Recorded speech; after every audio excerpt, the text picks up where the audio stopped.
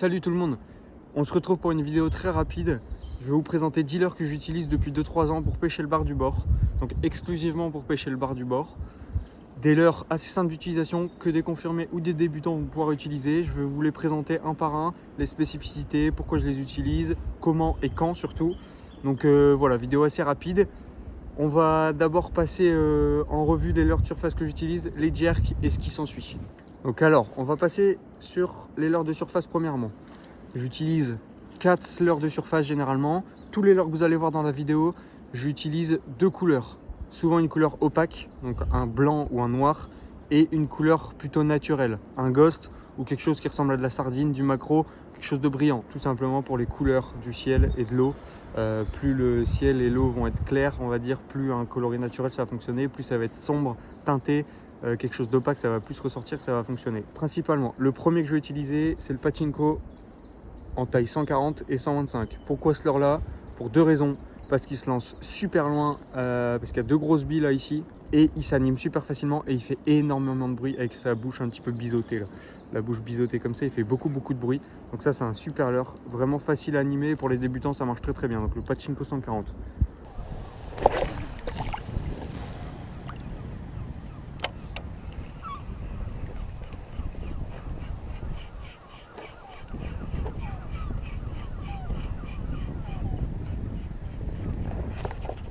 Oh, fiche.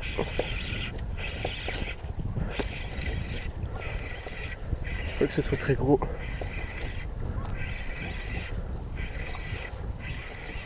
C'est déjà mieux.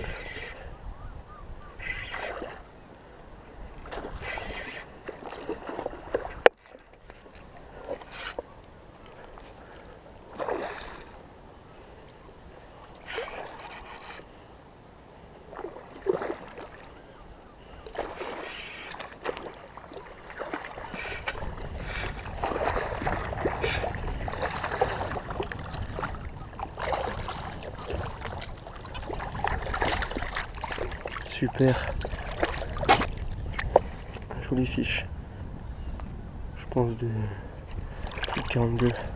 Le deuxième que je vais utiliser, un peu pour la même raison, ça va être le Sami 110 qui se lance très loin. Mais contrairement au Pachinko, celui-là, il a aussi la bouche biseautée, mais il va faire un son plutôt aigu. Il a des toutes petites billes à ce niveau-là là, qui font pas beaucoup de bruit. Donc, quand l'eau elle est vraiment calme, que le temps est vraiment calme, coucher de soleil là, ça fonctionne super bien. Et ce coloris là, c'est mon préféré, le Ghost Minnow je crois. Ensuite, quand les poissons ils sont beaucoup plus compliqués, j'utilise un leurre qui n'est pas beaucoup utilisé. C'est un leurre qui est fait main, je vous l'avais déjà montré en vidéo. Il n'a pas de billes, il est fait en bois par Igor. Et c'est des super leurres. Ils se lancent super loin, donc c'est des leurres de 13 cm, non 12 cm. Le Pop Stick, qui a une bouche légèrement biseautée aussi, mais qui est ultra silencieux. Donc il y a juste les hameçons qui font du bruit dans l'eau. Des coloris hyper sympas. Je l'utilise pas hyper souvent, mais quand c'est vraiment calme et qu'ils n'ont pas envie de monter ou qu'ils suivent sur des leurres bruiteurs, ça fait vraiment la diff. Mais vraiment. Donc n'hésitez pas à contacter ce monsieur qui fait des super leurres. Il est super professionnel, super rapide. Et moi j'ai eu un coup de cœur l'année dernière pour ce leurre là.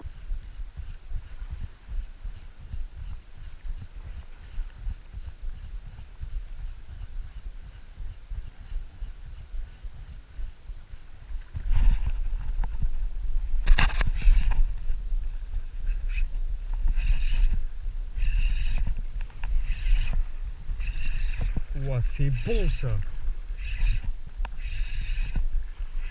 Je savais que j'allais en faire un sur l'heure d'Igor. Yes. C'est un beau en plus. Yes, I. Il est venu me chercher. Super. Je les ai juste à côté. Regardez-moi ça. Avec le leurre en balsa d'Igor. Et quand c'est encore plus compliqué en leurre de surface, je vais venir utiliser un Z-Claw. Pourquoi le Z-Claw?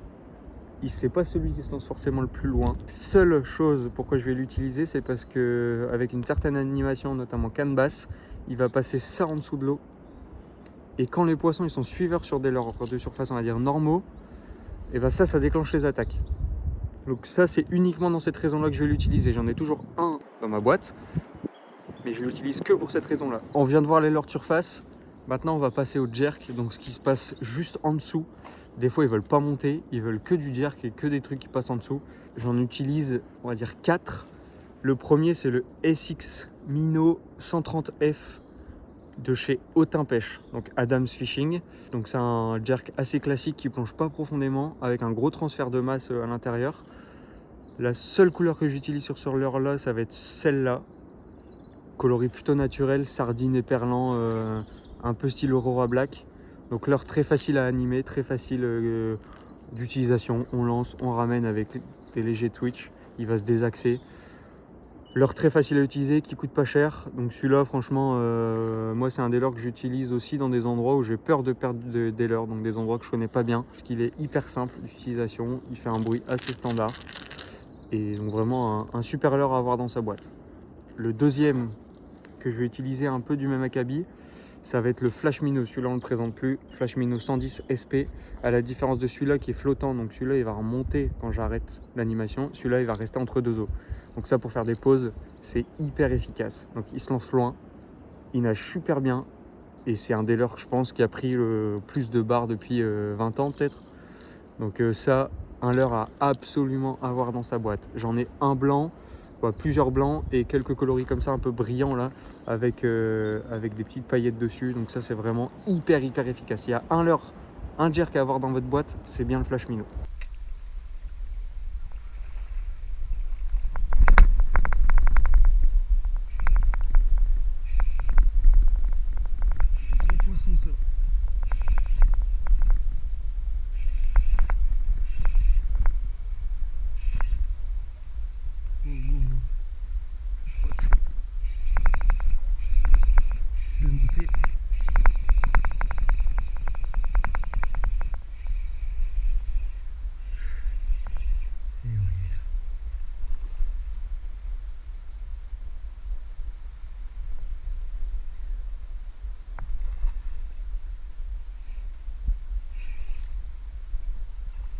C'est un beau poisson.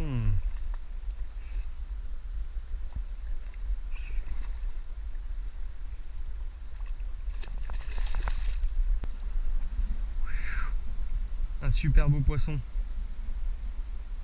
Il y en a un qui est hyper efficace chez moi en digue, mais aussi dans des zones où il y a des gros creux entre les rochers et où il y a vite 2-3 mètres d'eau. C'est le Bifreeze. C'est un leurre qui se lance plutôt bien, qui tire pas mal dans la canne, mais vous allez pouvoir l'utiliser dans des zones où c'est un peu plus profond qu'un plateau rocheux. Et il fonctionne hyper bien. Pareil, plus de réputation à faire sur ce leurre-là, il est ultra connu, vraiment le top. Pour les pêches d'été, quand vous allez être en juin, juillet, août, septembre, là il commence à avoir des chasses qui se forment sur le bord. Soit des petits bars, des gros bars ou des chinchards, des macros, ça arrive régulièrement par chez moi. J'ai toujours des leurres de 8 cm, 7-8 cm dans ma boîte. Ça c'est un Minnow 80 SP de chez Hautain Pêche avec un bon petit transfert de masse, donc il se lance relativement bien pour un leurre de 80 mm. Des coloris plutôt naturels. Ça c'est un super leurre. Dans les chasses, il fait des ravages. Donc ça c'est une taille qu'il faut absolument avoir dans vos boîtes. Et des fois ça arrive que les bars sur des leurres de 10, 12, 13, 15 cm ils prennent pas et ils veulent que des tout petits leurres comme ça. Donc là ça va être les deux leurres bonus que j'utilise toute l'année. Pas beaucoup de gens ont dans leur boîte. Le premier ça va être un jig. On en parle de plus en plus sur les vidéos etc. Dans les magazines. Vous allez entendre parler de plus en plus de jig. Ça c'est pareil, c'est un jig qui est distribué par Hautain Pêche qui doit faire 20 ou 30 grammes. Un jig c'est hyper important pour aller chercher super loin s'il y a des chasses. C'est le leurre qui se lance le plus loin. Donc s'il y a des chasses au loin, c'est le leurre qu'il vous faut. Il va tout prendre. Macro, chinchard, des vieilles, il va prendre du bar, ça prend de tout. Et moi, petite astuce avec les jigs, ce que je fais quand il y a du macro chez moi, que de temps en temps j'ai envie de me faire un petit barbecue de macro, j'accroche un jig au bout de ma mitraillette, ce qui fait que ça fait des flashs lumineux et ça attire encore plus qu'une simple mitraillette sans rien ou juste un simple plomb.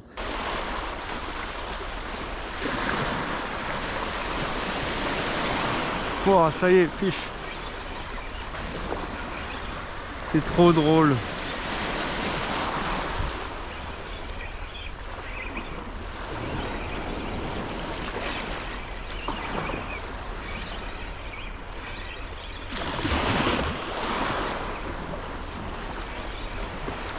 C'est pas un poisson. Qu'est-ce que ça se bat bien ces merdes.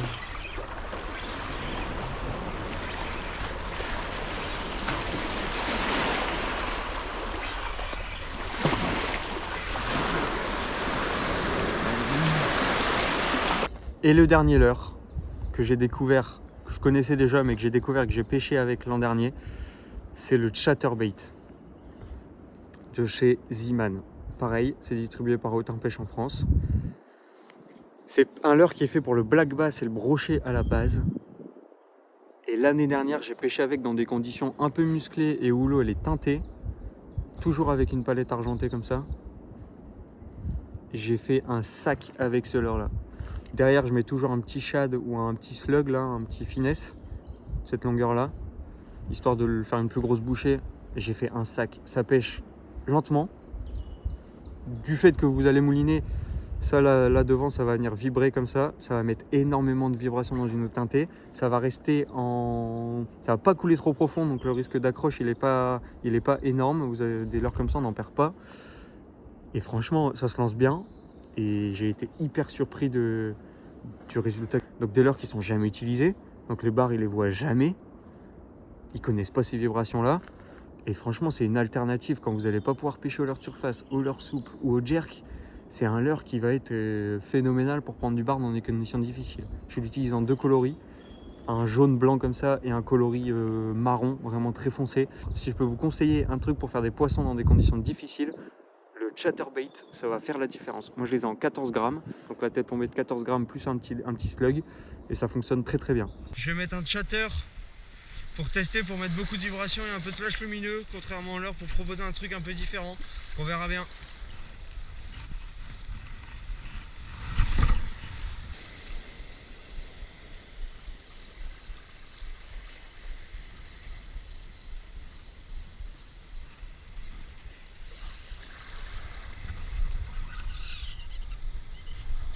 Fiche.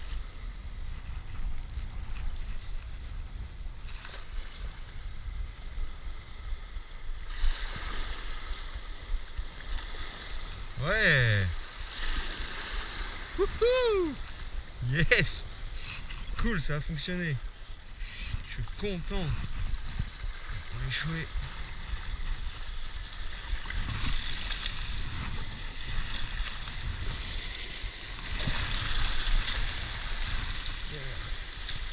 Allez.